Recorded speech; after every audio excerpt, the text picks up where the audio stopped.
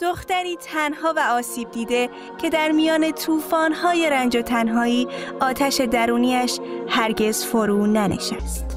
جین ایر یتیمی تنها و بی صدا که در دل سختی‌ها و رنج‌ها آتش سرکوب شده‌ای داشت، آتشی که هرگز خاموش نشد. او در جستجوی حقیقت عشق و آزادی راهی پر رمز و راز را در سایه‌های قصر تورنفیلد آغاز کرد، جایی که گذشته‌ای تاریک و اسراری نهان انتظارش را می‌کشید.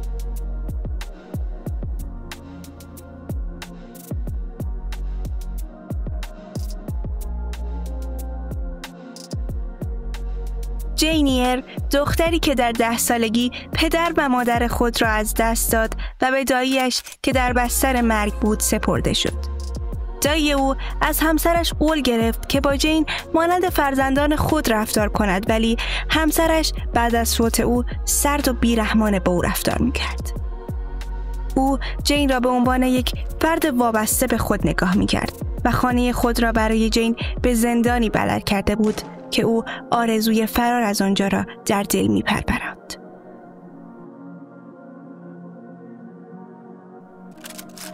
آنها بعد از چند سال در کمال بیرحمی جین را به مدرسه شبانه روزی لووود میفرستند، جایی که توسط آقای بروکلز که فردی متعصب و سختگیر بود اداره میشد.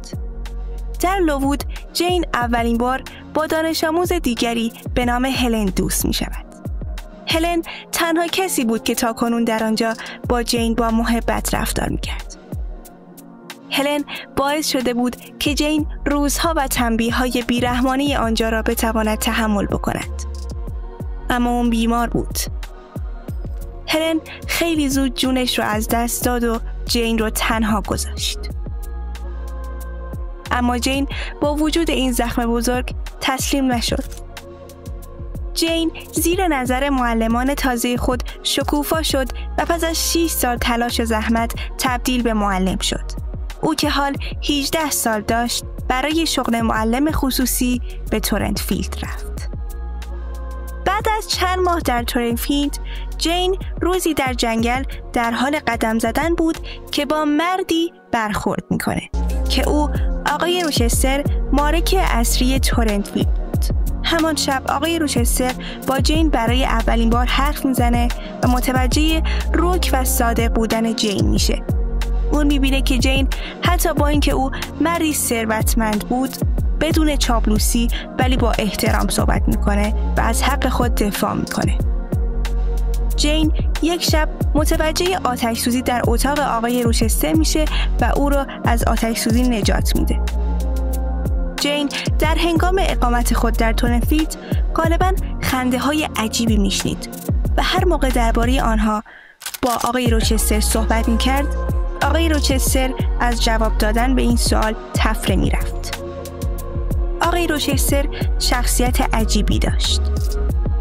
او مردی با روحیه جدی، کمی سرد و مرموز داشت.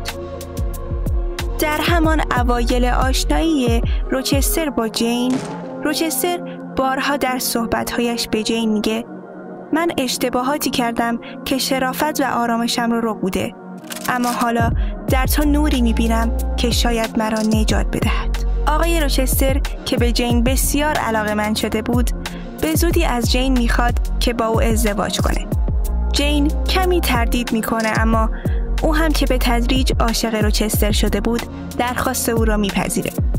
روچستر با عجله عروسی را آماده میکنه، اما در طی مراسم یک وکیل لندنی وارد عمل میشه و اعلام میکنه که آقای روچستر قبلا همسری به نام برتا میسون داشته.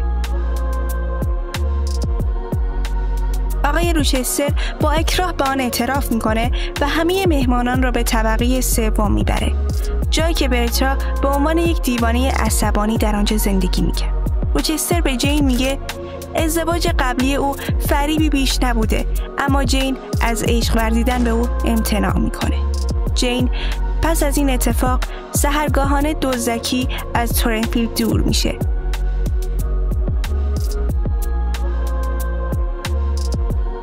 خلاصه بعد از مدتی افرادی جین را پیدا میکنند و به جان که یک روحانی سختگیر محلی بوده منتقل میکنند.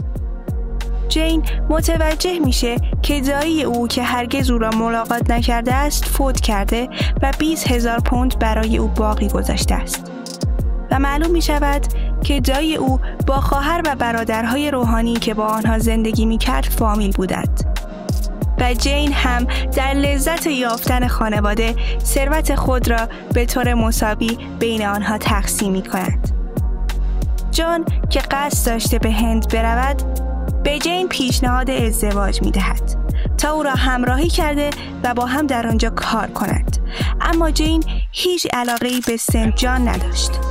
شخصیت قدرتمند جان تقریباً جین را متقاعد می کند که خود را فدا کرده و با او ازدواج کند، اما جین نمیتونسته که درخواست جان را بپذیره. او در این حین صدای روچستر را میشنوه که او را صدا می کند. او بلافاصله جان را ترک کرده و به دنبال روچستر می گردد.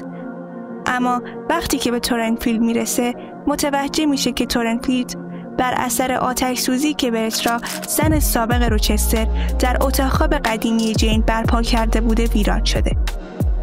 در هنگام آتش سوزی برتا از پشت بام خود را پرت کرده و میمیرد.